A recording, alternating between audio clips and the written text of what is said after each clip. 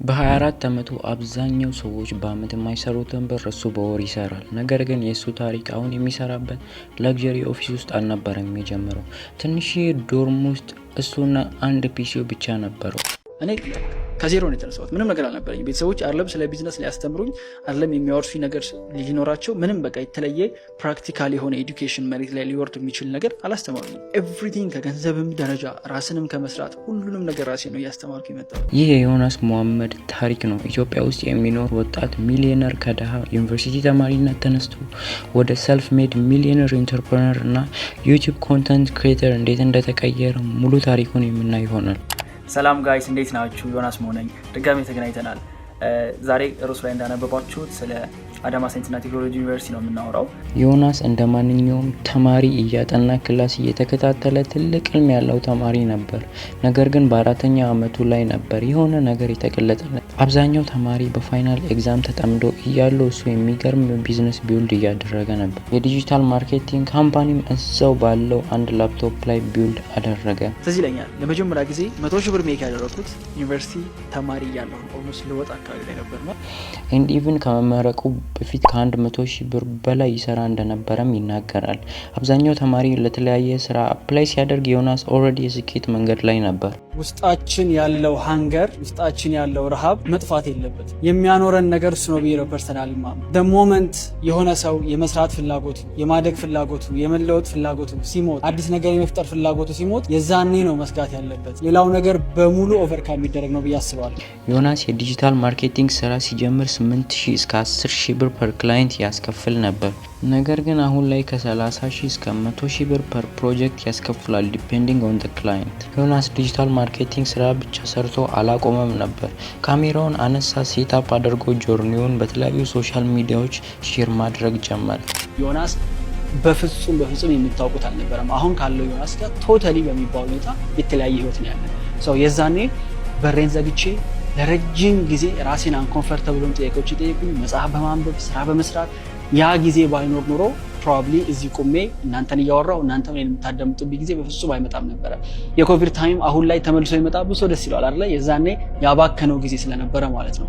አሁን ኮቪድ ተመልሶ አይመጣም፣ ግን ሁሉም ሰው በህይወቱ የራሱን የኮቪድ ታይም ክሬት ማድረግ ይችላል። በአሁኑ ሰዓት ላይ ከ300,000 በላይ ሰብስክራይበር ሲኖረው ከ2 ሚሊዮን ብር በላይ በአመት ጄኔሬት ያደርግለታል። ይህም ከተለያዩ አድሶች፣ ከብራንድ ዲልስ እና ከኦንላይን ፕሮዳክት ነው ይህንን ብር ጄኔሬት ማድረግ የቻለው።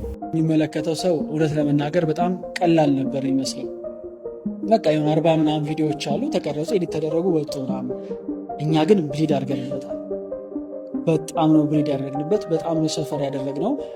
ትልቅ ህልም ለብቻ አይሳካም እና ዮናስ በአሁኑ ሰዓት ላይ ከ7 በላይ ኢምፕሎይ ሲኖሩት እንደ ግራፊክ ዲዛይነር፣ ቪዲዮ ኤዲተር፣ ተምብኔል ዲዛይነር እና አድስ ላይ የሚሰሩ እና የተለያዩ ብዙ ሰራተኞች አሉት። ሃሎ እንዴት ናችሁ?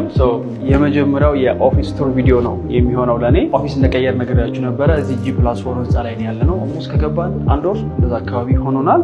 የተወሰደ ይቀረዋል ስራው፣ ግን ሙሉን አሳያችኋለሁ። ኦፊሶቻችን፣ ወርኪንግ ስፔሱ፣ ስቱዲዮም አለ። እንደምስል ታዩታላችሁ። ዮናስ መሐመድ ሚሊዮነር ብቻ አይደለም። ዮናስ ማንም ሰው ከምንም ተነስቶ ሚሊዮነር መሆን እንደሚችል ፕሩፍ ነው።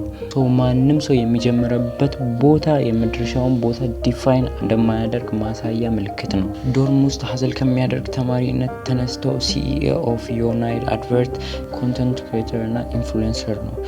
ቢዝነስ ሲባል ብዙ ሰው የሚያስበው እንኩ ፕሮዳክት አለኝ ብዙ ነው፣ ግን አይደለም። አንድ ቀላል ኤግዛምፕል ልስጣችሁ። ለሰይ አንድ አሰልጣኝ ወይም ጂም ካለው ሰው ጋር ቁጭ እያወራሁኝ ላይክ ጂሙ ላይ ሰው ማስገባት ፈልጋለሁ ምናምን ካለ እኔ ራሴን ማየው ኦኬ እኔ የጂም ከስተመር ነኝ። ይሄ ሰውዬ እንዴት ነው እኔን አትራክት ሊያደርገኝ የሚችለው? አንደኛ እንዲያስተምረኝ እፈልጋለሁ፣ እንዴት ኤክሰርሳይዝ ማድረግ እንዳለብኝ፣ በራሴ እንዴት ብቁ መሆን እንደምችል። ከዛ በጣም ፊት የሆኑ ሰዎች ሲሰሩ ኤክሰርሳይዝ ሲያደርጉ፣ ከዛ አንድ ላይ ደግሞ ሊሄዱ የሚችሉ ነገሮች፣ ለምሳሌ አመጋገቤን ፊክስ ማድረግ እንዳለብኝ ሞር ባስተማሪ ቁጥር ለሱ ያለ ትረስት እያደገ ከዛ ጂም መግባት ሳስብ የመጀመሪያው ዩኒቨርሲቲ መጣው እሱ ይሆናል ማለት ነው።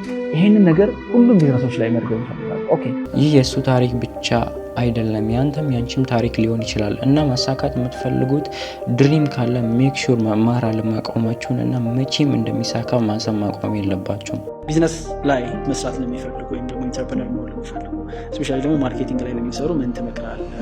ቢዝነስ ላይ ከገባሁ በኋላ አንደርስታንድ ያደረኩት ነገር ከባድ ነው። በህይወቴ ያደረኩት ከባዱ ነገር ቢኖር ቢንግ ኢንተርፕረነር ነው። እዚህ ስቴጅ ላይ ያላችሁ ያለፋችሁበት ሰዎች በደንብ አንደርስታንድ እንደምታደርጉ ታውቃሉ። በጣም ስትረስፉል ነው። አብዛኛው ጆርኒ የብቸኝነት ነው። አንደርስታንድ የሚያደርጋችሁ ሰው ጥቂት ነው። ኢንተርፕረነር መሆን ማለት ይህንን ከባድ የሆነውን ጆርኒ መምረጥ ነው። ለእኔ ፐርሰናሊ ሁሉም ሰው የሆነ ሌቭል ላይ ቢያደርገው ብዬ የምመኘው ቢንግ ኢንተርፕረነር ነው። ምክንያቱም አልቲሜት የሆነ ፍሪደም የሚኖረው በሱ ነው ብዬ አምናለሁ። ግን ከባድ ነው። ይህን አውቃችሁ እንድትገቡ ትፈልጋለሁ። የዮናስ ታሪክ እናንተን ኢንስፓየር ካደረጋችሁ ላይክ፣ ሰብስክራይብ እና ይህን ታሪክ ሊሰማ ይገባዋል ለምትሉት ጓደኞቻችሁ ሼር አድርጉ።